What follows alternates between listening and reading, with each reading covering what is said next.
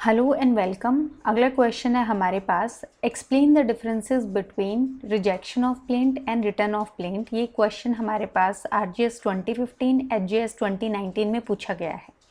Answer हम start करेंगे return of plaint और रिजेक्शन ऑफ प्लेंट दोनों को एक्सप्लेन करके।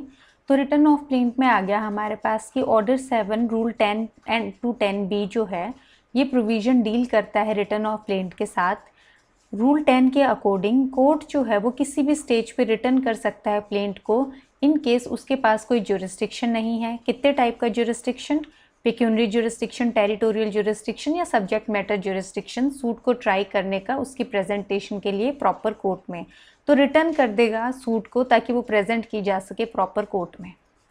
फिर आ गया हमारे पास रिजेक्शन ऑफ प्लेंट। ये हमारे पास ऑर्डर 7 रूल 11 में गिवन है CPC के, और ये डील करता है रिजेक्शन ऑफ प्लेंट के साथ और ले डाउन करता है वेरियस ग्राउंड्स जिसके बेसिस पे जो है रिजेक्ट की जा सकती है जो सूट है वो, जो प्लेंट है वो, while dealing with the application for rejection of plaint. तो जब हम डील करते हैं उस एप्लीकेशन के साथ जो रिजेक्शन ऑफ प्लेंट जो है प्लीड करती है, तो जो प्लेंट में अवर्मेंट्स हैं सिर्फ उनको कंसिडर करना है। तो इसमें कोई भी रिटर्न स्टेटमेंट या डिफेंडेंट का कोई भी जो डिफेंस है वो कंसिडर नहीं करना है। फिर आ गया इसमें हमारे पास जो मेन कंटेंट पूछा गया है, दैट इज़ डिफरेंस क्या है रिटर्न ऑफ प्लेंट और रिजेक्शन ऑफ प्लेंट के बीच में।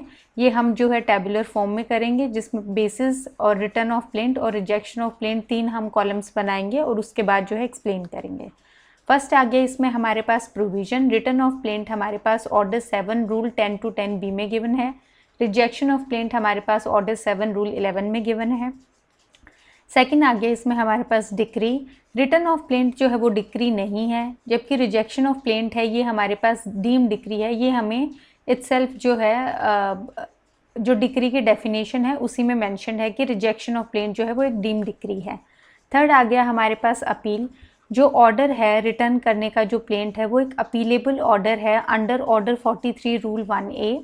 और रिजेक्शन ऑफ प्लेंट में आ गया कि जो सिंस रिजेक्शन जो है प्लेंट की वो एक डीम डिक्री है तो ये जो है अपीलेबल होगी अंडर सेक्शन 96। ग्राउंड्स क्या हैं?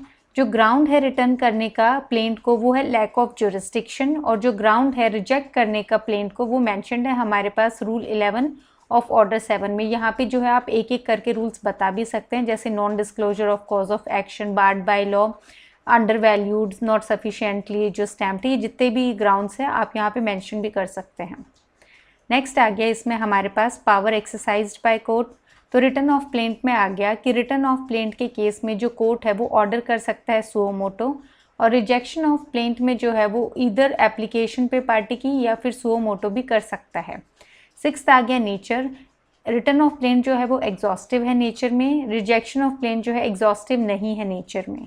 सेवन्थ आ गया स्टेज हमारे पास। ये रिटर्न ऑफ प्लेंट जो है किसी भी स्टेज पे की जा सकती है और रिजेक्शन ऑफ प्लेंट जो है वो किसी भी स्टेज पे की जा सकती है, और ये जो पावर है ये यूज़ की जा सकती है सुओ मोटो कोर्ट के द्वारा अगर कोई भी ऑब्जेक्शन रेज नहीं किया गया है रिटर्न स्टेटमेंट में।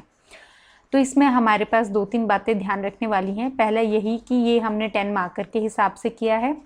इसमें हमारे पास 7 डिफरेंसेस हैं और 2 जो 3 मार्क्स के हैं हमारे पास वो थियोरी है, that is return of plaint और रिजेक्शन ऑफ प्लेंट की डेफिनेशन। अगर ये आपके पास 5 मार्क्स में आता है तो आप सिर्फ टेबुलर जो है टेबल बना के आ सकते हैं, उसमें आप 5 to 6 डिफरेंसेस लिख सकते हैं। इस केस में भी आपको 4 to 5 मार्क्स जो है मिल जाएंगे।